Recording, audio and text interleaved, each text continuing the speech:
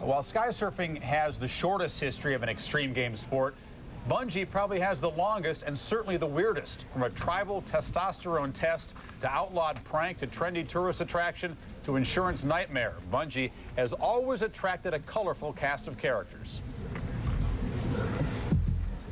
A test of character taken by up to 3 million bungee jumpers per year worldwide, mostly tourists in the U.S. and New Zealand. Some guys with ponytails and weird accents telling you, don't worry, it's going to be fun. It's like, yeah, I trust you. Actually, the testing of manhood is at the root of the sport. Members of the Bunlap tribe in the South Pacific tell the legend of a woman who feared her husband more than a jump. After being abused for the last time, she climbed a tree, tied a vine to her ankles, and jumped. He followed and died. Land diving is now a Bunlap rite of passage into manhood.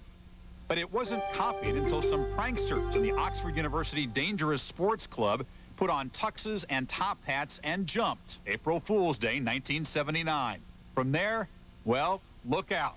3, 2, 1!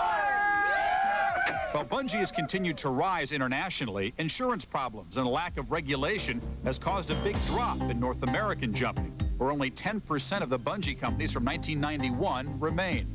Where you have a country as big as the United States where there are no regulations, it allows someone to ring a 1-800 number, buy the equipment, ring up their friends and say, let's go bungee jumping. The result, 12 bungee deaths in the U.S. and a sport that's now labeled a passing fad. I think the extreme games will show if you bungee jump with a reputable company that uses the correct equipment that's rated for the job, then I'm quite sure we'll turn that round and get it back into a popular industry again. Yeah, the insurance people are just the no fun allowed. They ruin everything. What you've seen in our bungee competition is not what you've experienced if you've done commercial bungee jumping in the United States. Probably they're using a much more elastic cord. The free fall isn't as fast, but you get a much bigger rebound, a lot more inertia, weightlessness. This is definitely high tech. They spend a lot of time making a number of different cords depending on your body weight. Before you go up, you get weighed. They write the number down on your arm so there's no mistakes at the top. By now, though, that's all old hat, because we're into the finals, the final jump, number 3. So far, they've done a freestyle, a forward. Now we're into the backwards. Let's send it back out to Bob Varsha and Rob Bollinger. Welcome back to Water Place Park, where a quick shower has cooled things down. There is our leader, as he has been since the beginning of the front bungee, Doug Anderson. There's a good look at our jump tower as we continue with our final jump of the competition. There is Todd Watkins, who is in 3rd place. He needs a 9.41 score to take the lead from Doug Anderson. He'll have to pull out everything he's got on this to do it. Very nice on the back takeoff. Doesn't do much on the bottom. Has some very nice spins on the first rebound, though. I'm not sure it's going to be enough to catch our leader, Doug. A little bit of tough stuff on the second rebound as well. It doesn't look like it'll be enough for Todd Watkins, but it was a pretty good first descent. Yeah, he gets off well. 1, 2, 3.5. Down at the bottom. Would have liked to have seen a blur spin here to give him a little bit extra credit. Right here into the first rebound. He gets 2, 3. It looks like he gets 4 somersaults around there.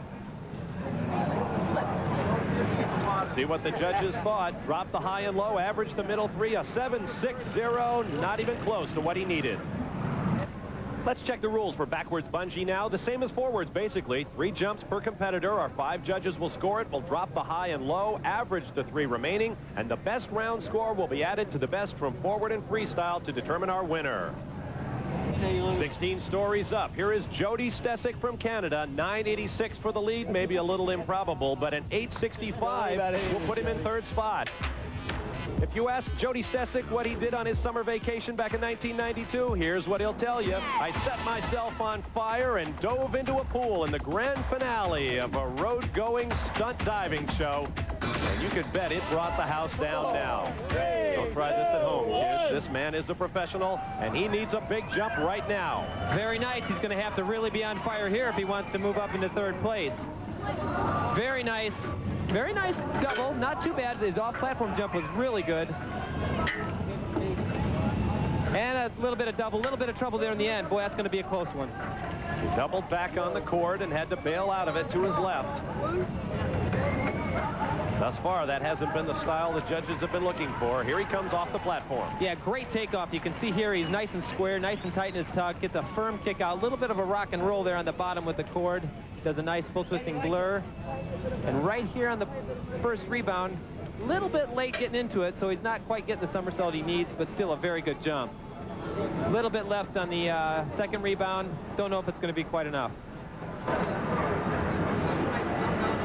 Down comes the Zoot man. Here are his scores. Drop the high and low, a 754. He remains in 4th place for the moment.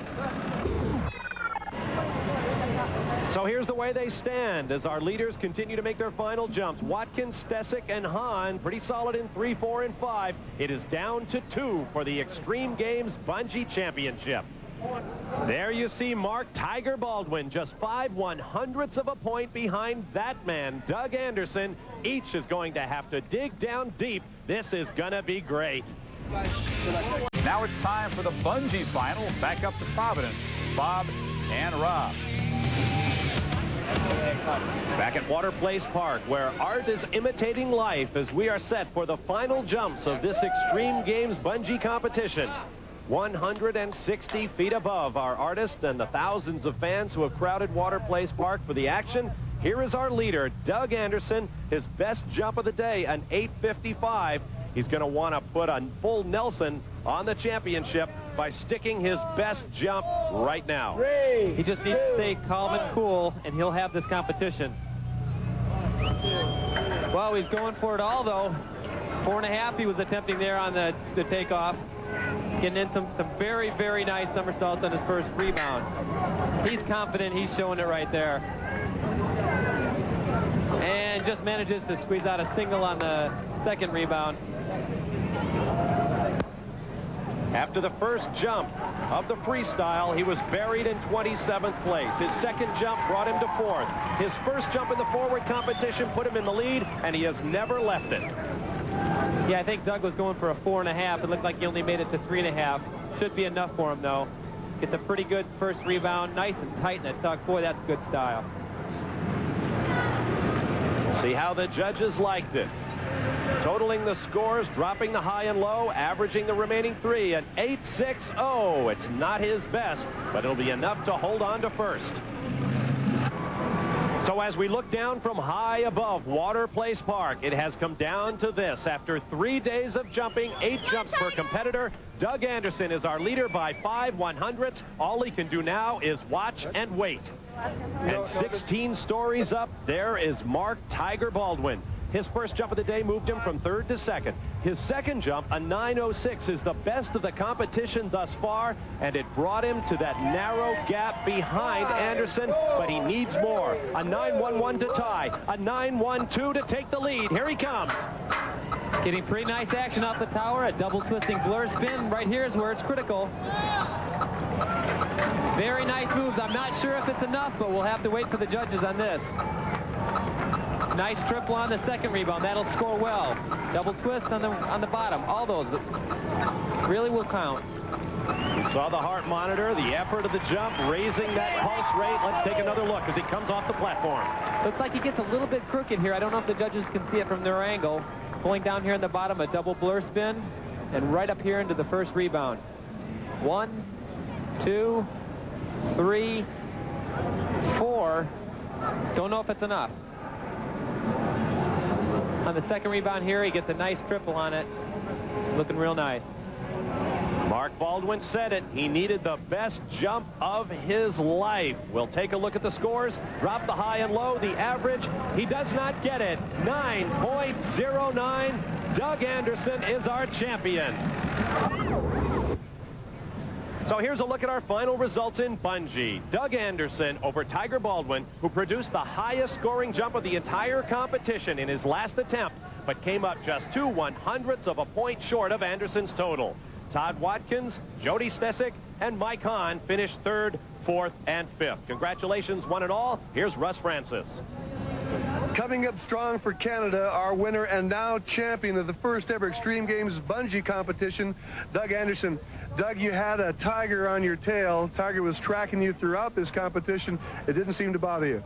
Oh, I was pacing back and forth there for a while. I thought that tiger was going to bite me, but I know Tiger real good, and we're good friends. We worked together before, and maybe next year he'll get me, but today I stayed on top, that's all.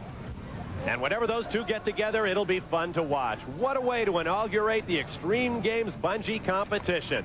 Congratulations to all of our competitors, especially to Doug Anderson, the 1995 Extreme Games bungee champion. So the pro high diver wins. Doug told us he wants to bungee jump from 250 feet, 90 feet higher than our tower here. And someday he wants to bungee down and pick up an apple from between the swirling blades of a helicopter. His partner had the idea. He says he'll do it if the money is right.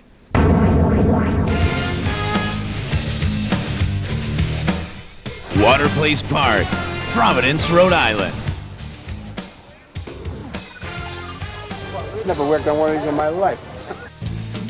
Forward, backward, and a fabulous far out and funky fanfare of freestyle bungee jumping. Such a long way down.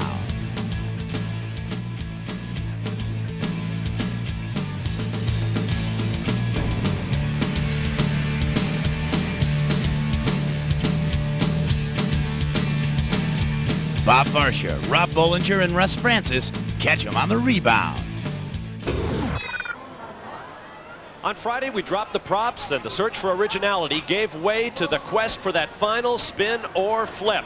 And that's when the divers stepped forward, including a strong quartet from Canada, led by this man, Doug Anderson, a professional high diver and bungee star who broke the competition wide open with this jump, wearing our heart monitor, clicking along at a cool 140 beats a minute. Yeah, all of Doug's high diving background, the number of shows he did in the past really came through here. Confident off the tower and all of his jumps, you can see there his style, everything was just picture perfect. Beautiful stuff here. We almost lost count of how many somersaults he did. It was so great.